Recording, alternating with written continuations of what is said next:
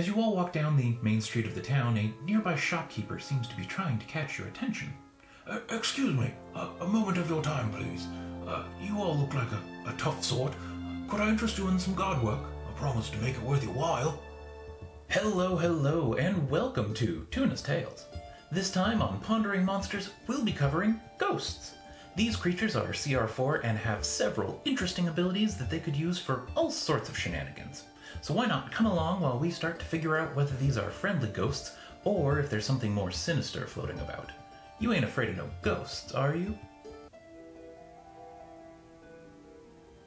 You see, it was about a week ago that things started to go south for my store. Customers would come in and complain that they were attacked by someone, or that the store was closed when it shouldn't be.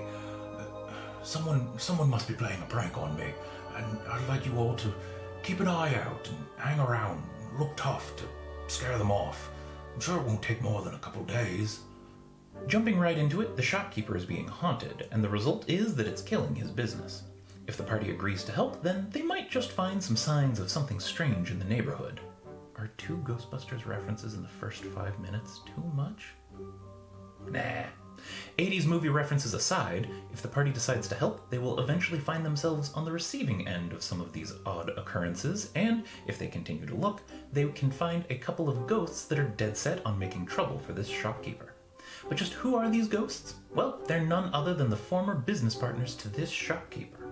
See, this shopkeeper isn't as innocent in all this as he says he is, and after forcing his partners out of the business is inadvertently responsible for their demise. The result of all this is that his business is now beginning to fail, and your party is his last chance before he has to close up shop. Also, before continuing, I am changing one thing about the ghost stat block right from the get-go. I'm changing the ghost's etherealness action so that they can be invisible while on the material plane and not in combat. Reason for this is to add some mystery to the whole situation. People have been affected by the ghostly shenanigans, but no one has actually seen anything. Is it a ghost? Is it something else? No one knows, and the party will have to investigate if they want to find out. If you don't like that, though, then you could also say that normal commoners can't see the ghosts unless the ghosts want them to. Adventurers, meanwhile, have better trained senses for this from all their time adventuring and can see the ghosts no matter what, just like the ghost stat block states. And that's the general summary of the encounter. So let's take some time to look at what questions we need to have answered before putting this in front of our players. Starting off, we have 3 questions. What do these ghosts want? If the party starts to look around, what evidence can they find, and what does it all mean? And how might the party deal with these ghosts? Answering these questions should get some of the bigger hang-ups out of the way and help us understand this encounter on a deeper level. So enough stalling, let's get answering. What do these ghosts want? If the party finds the ghosts and talks to them rather than just jumping into combat with them, then the ghosts will answer their questions truthfully. All the ghosts want is for the shopkeeper to pay for how he cheated them. Logistically, he pushed them out of the business and took everything for himself. As a result, the 2 business partners, now turned ghosts, have passed away. When talking to the ghosts, it's important to have a concrete outcome that they're looking for. A potential option that will hopefully get you thinking in the right direction could be that the shopkeeper forged documents to make it look like his business partners were stealing from him and/or the company. He used this false evidence to force them out and get them arrested, where they eventually died in jail to hard labor while working to pay off the amount they were accused of stealing. With this, we can say that the ghosts are looking for the shopkeeper to go to jail and do hard labor like they had to. They started haunting the place in the hopes that someone would come in and investigate, and in doing so, find evidence of the shopkeeper's wrongdoing. You can use the same reason for both ghosts or different ones for each. This is a great place to use your imagination and go wild. If the party looks around, what evidence can they find and what does it all mean? Continuing on with our forged documents approach, if the party agrees to help and wants to investigate, then they have the potential to find evidence that documents were forged. These could be used to incriminate the shopkeeper and help bring peace to the ghosts.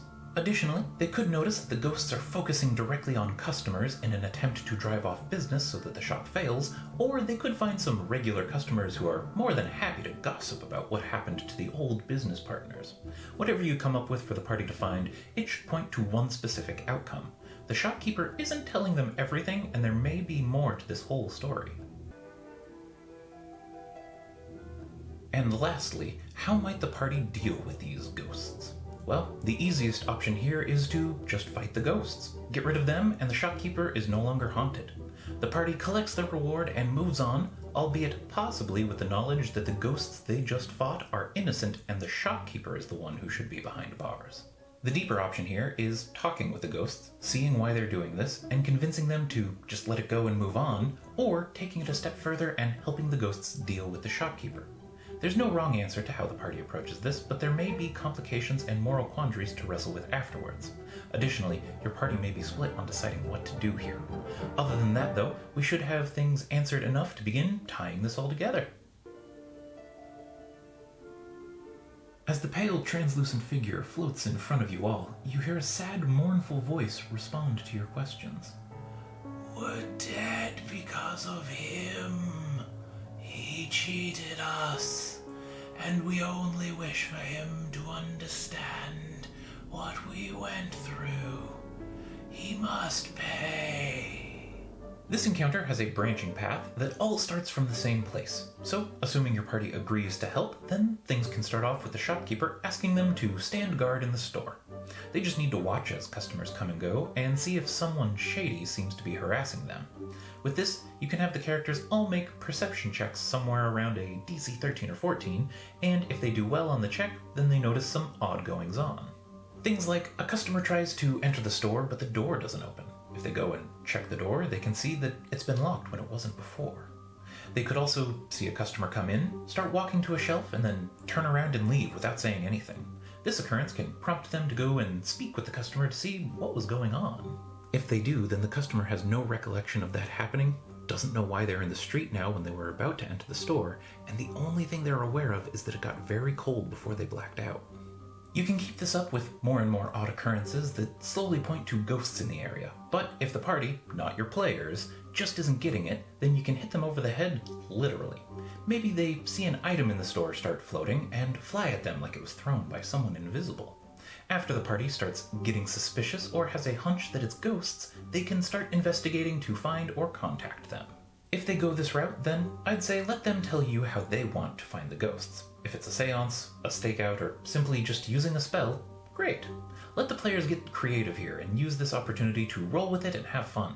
Whatever skills you decide they should use to contact the ghosts, I'd recommend the DC be set around a DC 14 for a moderate difficulty. If the party is successful in their attempts at confronting the ghosts, then the ghosts appear and are willing to talk to them. This is where the branch for that branching path comes in. If they go with the route of helping the ghosts, then they can start looking around for any evidence that you might have come up with to incriminate the shopkeeper. If the evidence is found, the party can then turn it into the guards who will reopen this investigation. At some point in the future, after the shopkeeper is arrested, the ghosts will appear to the party and thank them for their help in giving them peace. As a reward, they can even tell the party that the shopkeeper buried a portion of his wealth and where to find it all. In Undeath, they learned of its location, and, as they have no use for it, they think the party should get it. If the party collects the buried savings, then they can get somewhere around 1,000 gold. You can set the amount of buried treasure to be whatever you want, but I went high with this one because it's the more difficult path to go down. There are so many fail states to this that I believe the chances of it happening are pretty slim if you aren't heavy-handed with it. Plus, if they aren't used to it, your players are going to love hearing that they just got a large sum of gold. If the party fights the ghosts instead, then the ghosts will most likely open with their horrifying visage action. You need to be a little careful with that one though, as if you have anyone playing an older character, it could kill that character by making them age rapidly. Afterwards though, the pair of ghosts would try to possess the party and make them all fight each other. This can be a little dangerous because it might kick off a death spiral if characters start dropping. However, I'd also argue that the ghosts don't want to kill the party and would do their damage as non-lethal. When they're sure they won't be pursued, then the ghosts will leave to go about their regular ghostly business, and the party will need to start from square one with contacting them again. If the party wins, however, then they can tell the shopkeeper that it was ghosts and that their job is done. The shopkeeper can then reward them with 180 to 200 gold and or a discount to his shop. Overall, this encounter presents itself as a simple job with a deeper background for those who want to go looking for it. Regardless of what path your party decided to take, it's sure to be an interesting encounter for a 5th level party. But what if you have a higher level party? For that, let's look at how to scale this encounter. With this one, there isn't really a higher CR creature in the monster manual that can take the place of a ghost easily, so that means we need to mess around with the ghost's stats directly. We can always tweak things with the AC, HP, and 2-hit values for the ghost, but we can also bump up the saves for Horrifying Visage and Possession a tiny bit. Additionally, we can change the recharge on the Possession ability to be something lower than just a 6.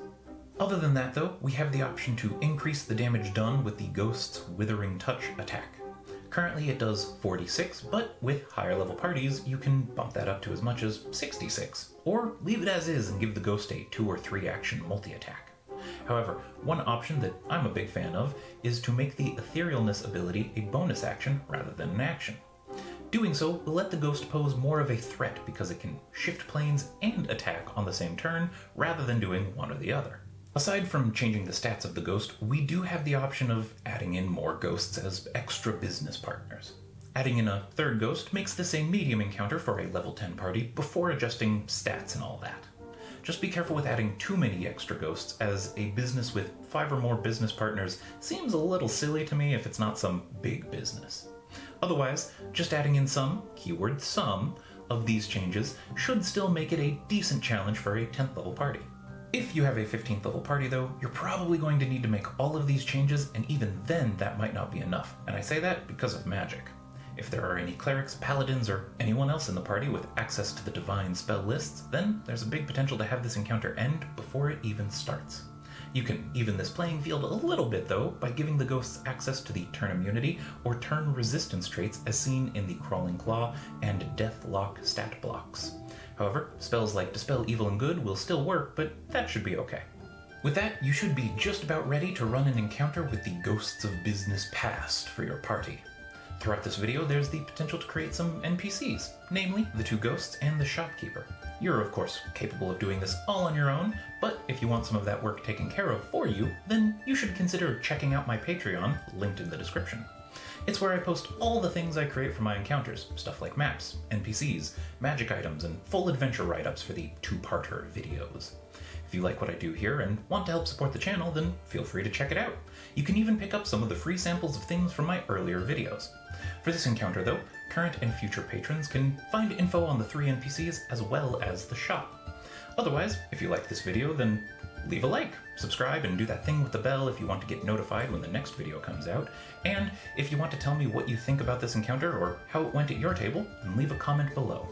As usual, thanks for letting me talk at you all, and until next time, keep pondering.